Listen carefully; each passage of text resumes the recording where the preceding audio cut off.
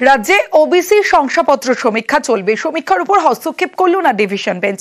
রাজ্য জুড়ে বিজ্ঞপ্তি দিয়ে ওবিসি সমীক্ষা ঠিক কি নির্দেশ জানাবে অর্ণব রয়েছে আমার সঙ্গে। অর্ণব, দেখো, একগুচ্ছ ওবিসির যে মামলা কলকাতা হাইকোর্টে বিশেষ বেঞ্চে চলছে, সেই বেঞ্চে একাধিক আবেদন আসে এবং ওবিসির যে সার্ভে চলছে, অর্থাৎ নতুন করে ওবিসি সার্টিফিকেট দেওয়া যে কাজ করছে রাজ্যের অনগ্রসর শ্রেণী কল্যাণ কমিশন, সেই কাজের উপর আপাতত হস্তক্ষেপ করা হোক। কারণ অনেকেই বঞ্চিত অনেক সম্প্রদায় রয়েছে যারা ওবিসি আওতায় আসতে পারে, কিন্তু তারা এই সার্ভের সুযোগই পাচ্ছে না।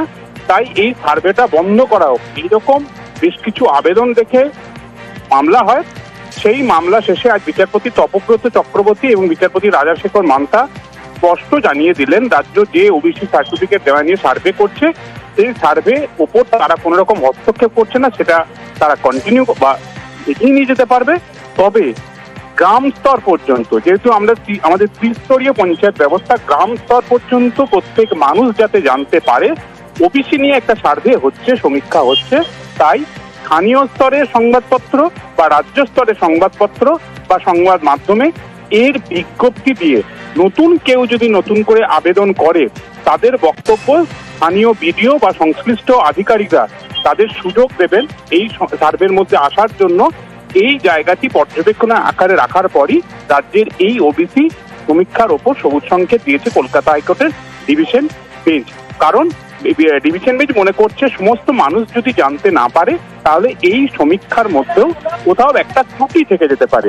সেই ত্রুটি মুক্ত সমীক্ষা করার জন্যই এই বিজ্ঞাপন বা বিজ্ঞপ্তি দিয়ে সমীক্ষা করার পর্যবেক্ষণ বা পরামর্শ বা নির্দেশ দিল কলকাতা হাইকোর্টের ডিভিশন বেঞ্চ। 15ই জুন এই মামলাতে শুনানির জন্য আসবে। তখন আমাদের রাজ্যের ওবিসি যে কমিশন, তাদের হলফনামা দিয়ে এই বিষয়গুলি কমপ্লাই হয়েছে কিনা তাই জানাতে হবে আদালত। বেশ,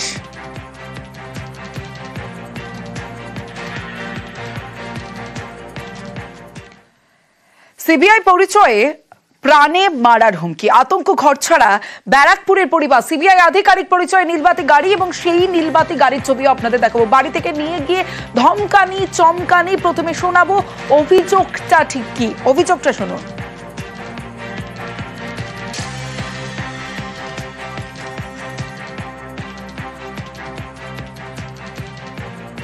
আমার বাড়ি থেকে পালাতে হচ্ছে কারণ আমাকে বিভৎসভাবে থ্রেট করা হচ্ছে, মার্ডার করে দেওয়ার হুমকি দিচ্ছে। নীলবাতি লাগানো গাড়ি নিয়ে সিবিআই এর পরিচয় দিয়ে, কখনো মিডিয়ার পরিচয় দিয়ে আমার বাড়িতে এসে অ্যাটাক করছে। আমার হাজব্যান্ডকে, আমার শ্বশুরমশাইকে তুলে নিয়ে যাওয়ার হুমকি দিচ্ছে, কিডন্যাপ করবে এরকম হুমকি দিচ্ছে। বলছে যেখানে দেখবো সেখানে দানা ভরে দেবো। একজন ইভেন্ট ম্যানেজমেন্টকে আমি আমার বিয়ের সমস্ত প্রোগ্রাম করার জন্য অ্যাডভান্স করেছিলাম 1 লাখ টাকা। সেই চেকটা বাউন্স করেছে, কারণ আমার মার অসুস্থতার কারণে আমাকে টাকাটা তুলে নিতে হয়েছে বলে চেকটা বাউন্স করে। ওদের বক্তব্য হচ্ছে অ্যাডভান্স দিয়েছেন, ওই টাকাটা ক্যাশ দিতে হবে। তারপর থেকে খালি হুমকি আসছে। আমার মায়ের অসুস্থতার কারণে আমার প্রোগ্রামটাই পুরো ক্যান্সেল হয়ে গেছে। তা সত্ত্বেও বলছে যে প্রোগ্রাম ক্যান্সেল হয়ে গেছে, আমরা শুনবো না, আমাদেরকে টাকা দিতে হবে।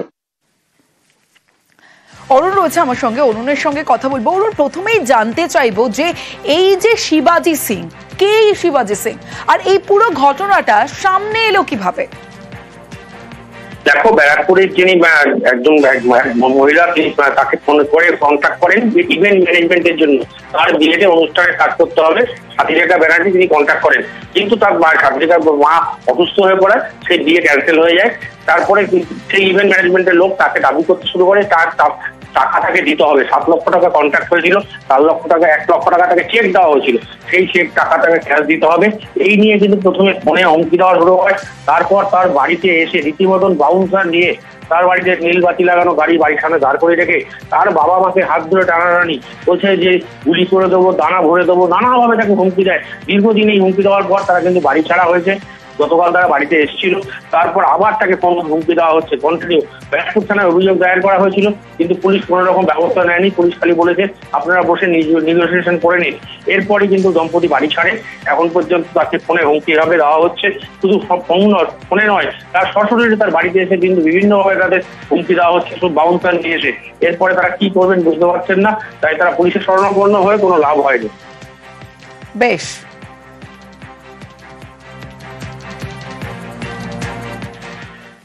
आप जो ये कर रहे हो ना मिस्टर गांगुली, मेरे को बार बार वहां पे आना पड़ रहा है आपको मिलने के लिए।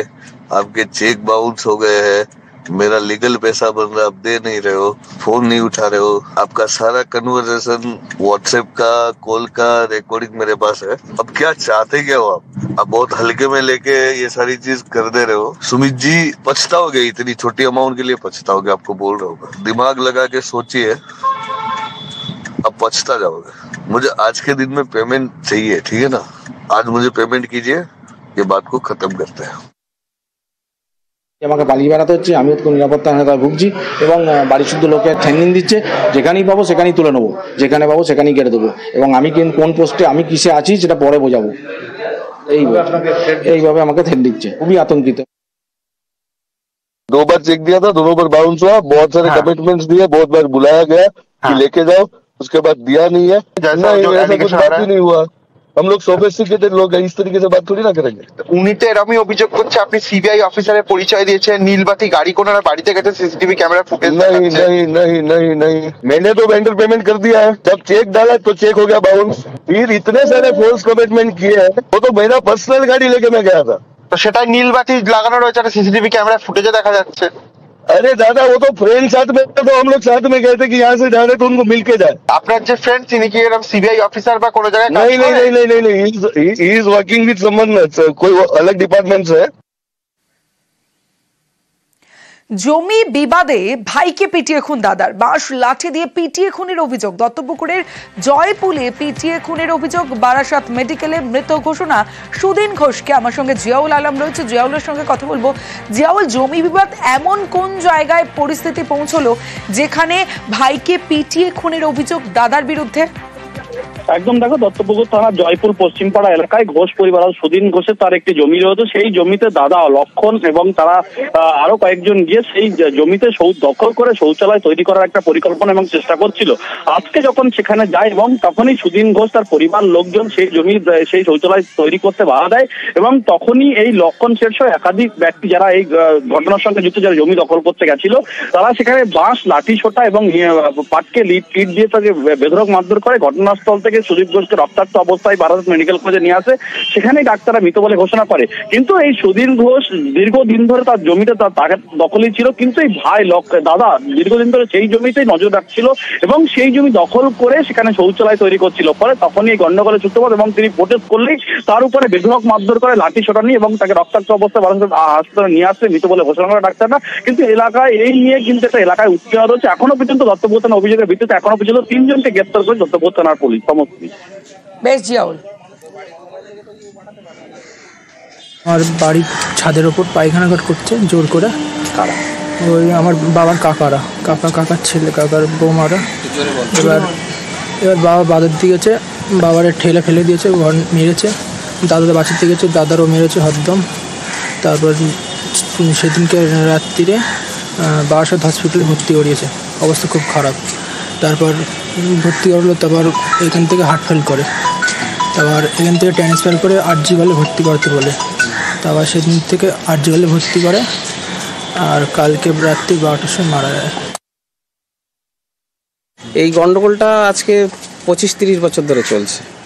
এই লক্ষণ শেঠ বলে একজন যিনি মারধর করেছে, এর বহু আগে মারধর করেছে, তারপরে 2 তারিখে এদের প্রচণ্ড মারধর করেছে। গায়ের জোরে এদের নামে জমির রেকর্ড আছে, সব আছে, কিন্তু এরা অসহায় বলে এদেরকে কোনো দাম দেয় না, পাত্তা দেয় না। যেহেতু ওর ছেলে একটা পুলিশের কাজ করে, সে একটা প্রলোভন দেখায়। মেরে ফেলা মানুষকে এটা ঠিকভাবে আমি মেনে নিতে পারছি না। আগেও ওদের যে ঘরটা ছিল সেটাও জল পড়ে, ওরা যদি একটা টালি বা একটা পেপার লাগাতে যেত তা নিয়েও এর বারংবার মারধর করেছে। লোকাল নেতৃত্ব অনেকবার বসে ওদের মেটানোর চেষ্টা করেছে, কিন্তু গায়ের জোরে যেটা হয়